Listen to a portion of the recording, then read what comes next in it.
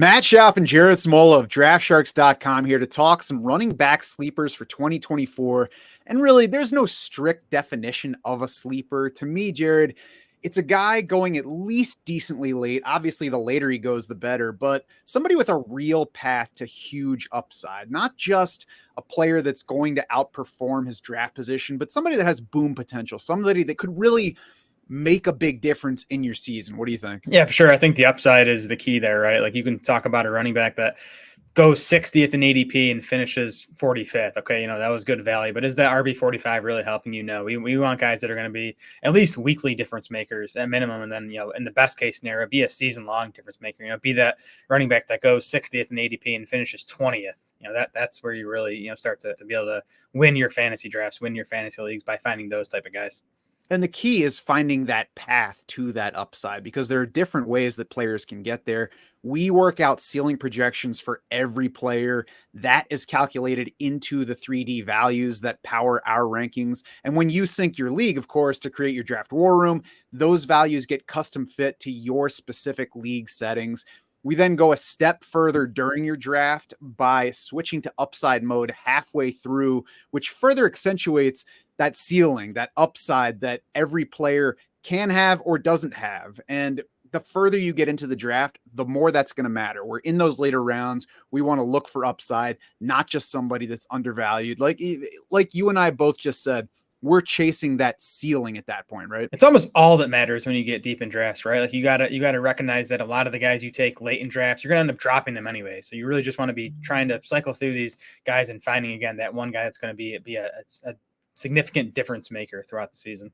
Yeah, and of course, those ceiling projections are available at any point. You can take a look at them as you draft, before you draft, and you can toggle in and out of upside mode as you want. If you don't want it at a certain turn, or you want to look for it earlier, we're going to highlight 3 running backs from that range of players today. You can find even more in our running back sleepers article on draftsharks.com, and even more beyond that in our main sleepers article, which we've been updating throughout the year. We'll continue updating as we get more information, as ADPs change. We've also got a bonus situation to discuss at the end of this show, Jared. So let's go ahead and jump into it. And we're going to start with Tyjae Spears of the Tennessee Titans. It was natural to be disappointed when Tennessee signed Tony Pollard. They gave him $8 million a year on a 3-year contract. But every time that I've seen their new coach, Brian Callahan, talk about the backfield, he's not talking about how good Tony Pollard is. He's talking about how good Tony Pollard and Tyjae Spears are.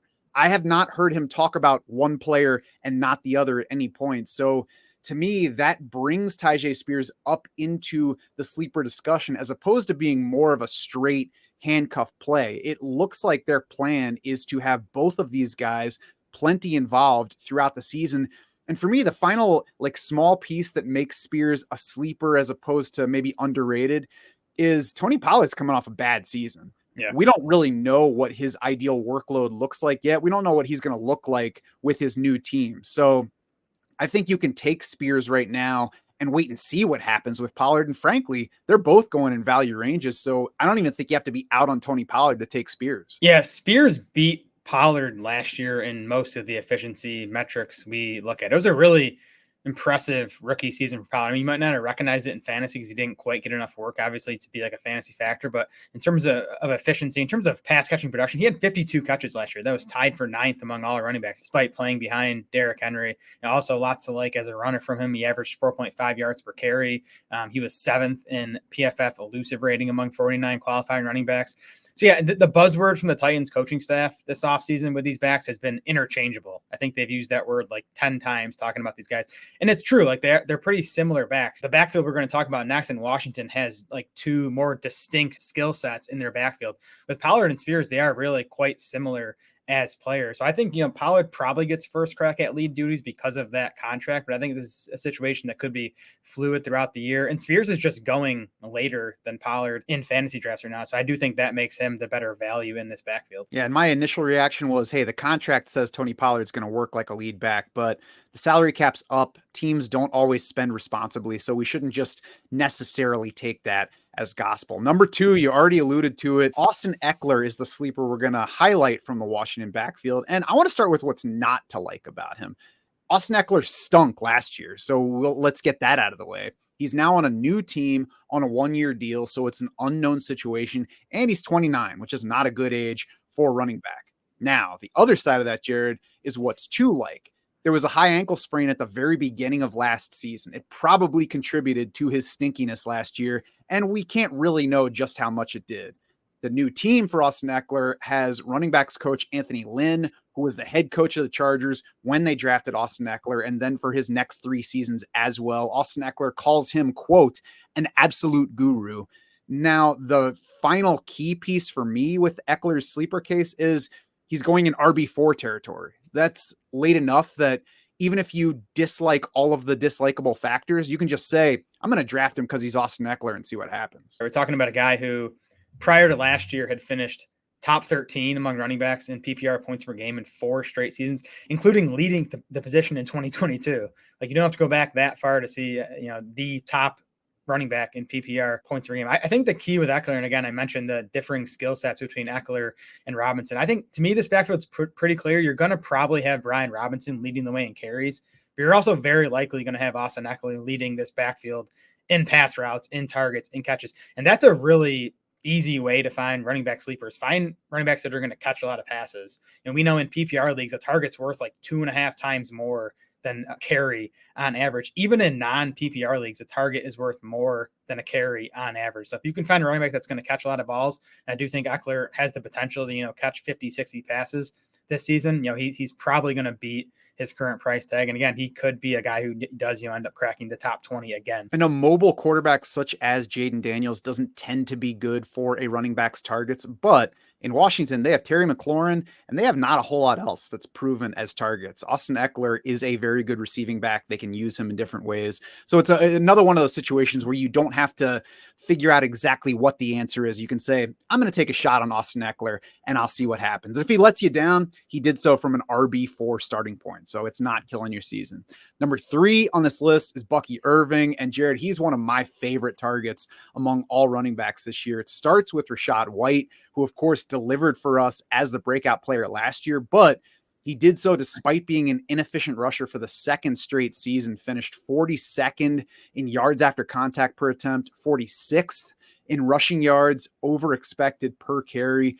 Bucky Irving won in both of those ways at Oregon over the past 2 years, and Todd Bowles has already specifically called out that ability for him, saying he often makes that first guy miss at the line of scrimmage. He has the ability to create big plays beyond that. So I'm hearing in that Todd Bowles pointing out Bucky Irving's strength in an area that's been a weakness for Rachaad White. I think there's room for Irving to lead this team in carries, even if White stays healthy this season. I'm not saying the season's going to start that way, but I wouldn't be shocked if by the end of the year we see Bucky Irving carrying the ball more than Rachaad White, even if both stay healthy. And both these guys can play in the passing game. So if Irving does take that carry lead, it's not like he can't catch and you necessarily take him off the field to put Rachaad White in. So all of that, plus the ADP gap that finds White at RB14 and Irving at RB54, just makes me target the rookie maybe more often than I should, to be honest. Yeah, new offensive coordinator in Tampa Bay too, which I think always helps the new guy, right? Like if they were back to Dave Canales, I think it'd be a mark in Rachaad White's favor, just familiarity in the offense. But it is a new scheme this season, which I think helps Irving's chances of carving out a role. The other thing I like about Bucky Irving too is the rest of Tampa Bay's running back depth chart sucks. It's Chase Edmonds and Sean Tucker. So I think we're pretty confident in saying Irving's going to be at least the number 2 guy here. So at minimum, you're getting a pretty clear-cut handcuff behind Rachaad White, where if Rachaad White goes down, you're probably going to see, Irving getting, most of the work in this backfield. So that's kind of the floor, and the upside, like you mentioned, there is a chance I think Irving steals, quite a bit of rushing work from Rachaad White. And that contingent upside is a key piece in any situation, even if you're not talking about a backfield where it's a clear fill-in where they both have the same skill sets. There's always going to be more work available if the starter goes down. So you always keep that in mind if the number 2 running back is somebody that you like.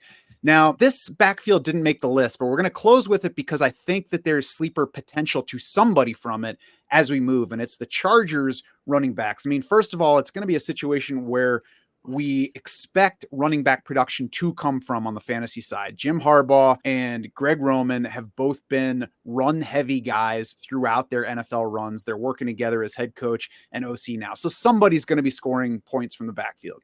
If Gus Edwards were healthy at the moment, I think we could pretty comfortably call Kamani Vidal the sleeper here. He led FBS in carries last year, ranked second in all of FBS in rushing yards, 92 career receptions, sixth in PFF rushing grade last year among 157 running backs who carried at least 100 times. Then he performed well at the combine, 88th percentile speed score. He's at RB 50 right now. I think that's late enough that you can still call Vidal a sleeper, but if Gus Edwards hits training camp not yet ready to practice, Jared, I think there's a possibility that we see those ADPs shift a lot. And I think that could, by the time most people are drafting, take Vidal out of sleeper range. So that's why I'm a little bit hesitant to just label him that at this point. Yeah, I mean, this is a fluid situation in terms of, both how we're going to value these guys, how the market is going to value these guys. So it's tough to peg right now. I think, like you said, Matt, they're all cheap enough where at this point, I've been taking shots on all three of these guys. That includes J.K. Dobbins as well. And listen, there's concerns with all these guys. With Vidal, my concern is that he did, drop to the 6th round of the NFL draft. And if you just look over the last 10 seasons, Elijah Mitchell's the only 6th round running back to even reach 100 PPR points in a season. So we got to be careful with Vidal that, the NFL didn't love him. Gus Edwards, beyond the injury he's dealing with now, he is 29. He did set career lows last year in yards per carry, yards after contact per carry, PFF rushing grade. And then Dobbins, the concerns are obvious. He's coming off the torn Achilles after having the significant knee injury in 2021. So issues with all these guys, but like you said, they're all cheap. This is an offense. I think it's going to be still a high scoring offense, with Justin Herbert and this coaching staff. I think we believe in both Harbaugh and Roman as offensive minded head coaches. And then, obviously having Justin Herbert, this offense is going to score enough. It's going to run enough where there's going to be fantasy points to be had here. Where they're going to go exactly, that's kind of, what we're going to be figuring out throughout August. And of course, Edwards and Dobbins both played for Greg Roman when he was the coordinator in Baltimore. So that's going to be factored in. As long as you don't overinvest on any of these pieces, I'm fine taking shots on any of them. And we'll see exactly how they sort out as we get into summer. Check out the full running back sleepers article for more on all these guys that we talked about, plus 3 more sleeper selections at the position. Sync your league to create your draft war room and uncover season-changing upside at every position throughout your draft. At Draft Sharks, we want to be your unfair advantage.